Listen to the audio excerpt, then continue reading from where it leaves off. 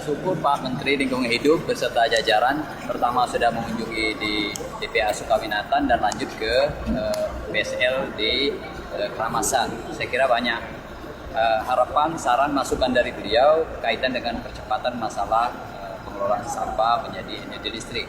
Tadi sudah banyak saran masukan dan segera akan kita tindak lanjut.